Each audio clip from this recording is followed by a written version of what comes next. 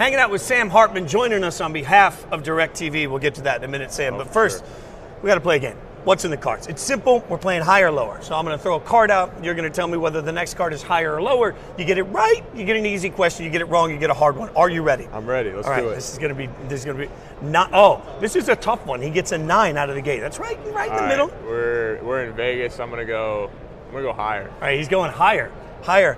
Oh, it busts out of the gates. We got a 5 going. That means you get a hard question out of the gates. Okay. So as you get ready for the draft process, how do you use your Senior Bowl experience to sort of move forward to what you want to do next? Yeah, I think it was a lot. I mean, you're always kind of growing for everything you do. I think people look at it. I thought the practices went really well. I learned a lot. We had a lot of interviews with different teams. It was kind of the first dip into that territory and getting interviewed, doing NFL stuff, being around NFL people. The game was a game. I learned a lot. The game's a little faster. People were moving, and I had some throws I'd like to have back, but enjoyed it all. And I think that's the cool thing about this process is enjoying it. Isn't there, just to be real, you're asked to digest so much information with different guys from different places. They're all digesting so much information while you're going through it. I just think that sometimes we lose the fact that the Senior Bowl in and of itself is meant to create some chaos. It's meant to make everybody there a little uncomfortable, right? Oh, for sure. And I think that, the thing is just bouncing back from it and how you handled it. I don't really believe that everybody's looking at it like, oh, the game, the stats, the performance. I think it's more about how you handled all the situations after the game, throughout the walkthroughs, lobby, how you sleep. I don't know. They probably got cameras everywhere, so we try to keep it as professional as possible. Always. All right. Higher or lower? What do we go? 5 is where we are. He's going higher. He's going higher with I'm sure it's going to be lower. No, he's got this one. All right. Let's go. There we go. You know what you're doing with the hair flip thing, right? It's just like when you flip there, you know what you're doing, right? It's a wake up and go for me. I just always got to give a shout out to my mom. My mom's, she blessed me with some good genetics, and I'm out here just rocking a little bit of a flow. Yeah, but there's this move. You even did it when he came up. When he came up and got ready, right before he was, and that's what happens when you have perfect hair. You just go, wah, and it just fixes, right? Yeah, I mean, I got to fix it. I don't want it to be in my face for an interview. But there's no fancy routine. We're not. Wake up and go. That's just.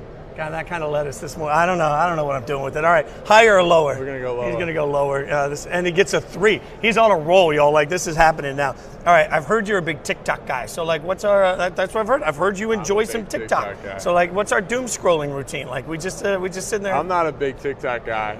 I do some content. I have some stuff on my feed, but not a huge TikTok guy. I like playing football and I like to fish. Those are about my 2 biggest things. You like to fish? Yeah. All right. What's the fishing routine? So my parents live in Charleston, South Carolina right now, so I go down there, go inshore fishing, and I just enjoy getting out on the water, kind of a little a break away from football sometimes. You can't really do that when you're at Notre Dame, though, right? No. we can early on, but after we go to Notre Dame, there's not a lot of fishing going on there, right? Going on. Okay, we're going higher or lower than a 3. Higher. My God. 4, barely, by the skin of his teeth. All right, Rudy, good movie or bad movie? I think it's a good movie when you're young, and then as you get older, you kind of grow out of it, but I mean, there's a lot of tradition there. I think just the aura at Notre Dame, it feels like you're in Rudy in a sense of just the movie. And I got to actually meet Vince Vaughn, so a fellow Notre Dame quarterback in himself. So unreal place, unreal experience. I mean, that's pretty cool, though. The minute, I got buddies that played at Notre Dame, right? The minute you went to Notre Dame, my text thread's blowing up, and they're like, we got Hartman, right? You got embraced by a whole group of people that are super famous that went to that school, right? Oh, for sure. I mean, you got the Golics out here right now. I grew up listening to my mom, listening to Mike and Mike in the morning. So obviously that kind of stardom and who they are. And I mean, they're out here. I got an interview with them next in a little bit. So it's just surreal. And I think just like you said, the fan base the entire time, even through the lows, we're so supportive, and I didn't understand it. I was kind of caught up in it. I'm like, man, this is incredible. Yeah, by the way, Golic Jr. is the one that was blowing me up on the text thread. We got Hartman. Yeah, just so you know, he's a super fan, and you can make sure he knows that your hair's better than his. Higher or lower on 4? We'll go higher. 4, it's a bust. All right, so we get you another one. Higher or lower on 4?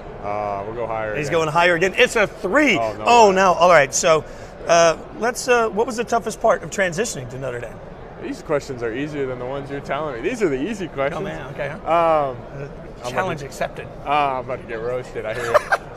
No, I think the biggest challenge was probably getting under center. I think we did so much in the gun at Wake Forest, and everything was very fast and quick, and Notre Dame was very, very much more methodical. And getting in and out of the huddle, calling plays from a wristband, all those different things were so unique and new that like the first time I'm like, dude, have I ever played football before? Like I'm getting under center, not knowing how to do it.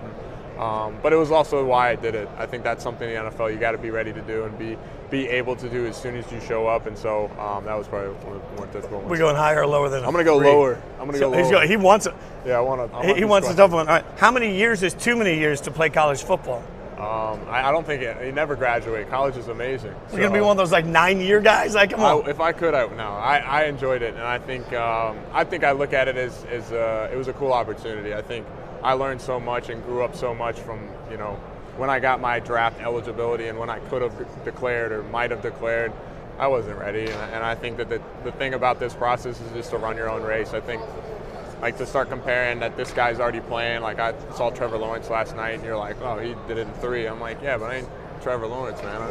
I don't look like him. Other than maybe the hair. No, your hair's way better than Trevor's. I appreciate that. He's got a flat iron. You can't tell me he doesn't flat iron.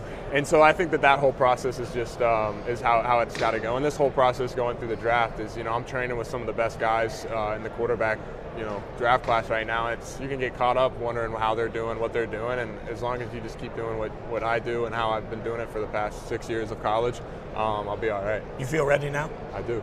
All right. I better be, right? I love that. You're here hanging out with us on behalf of DirecTV. What do you got going on? So the cool thing about this process, and I think about the transition to Notre Dame, is I got to partner with a really cool company called the Ronald McDonald Charity House, and it's an unbelievable organization that I get to work with. And we got to go before games, me, Coach Freeman, and a couple of players. And in the offseason for me, I got to go as well, where you just go and you help.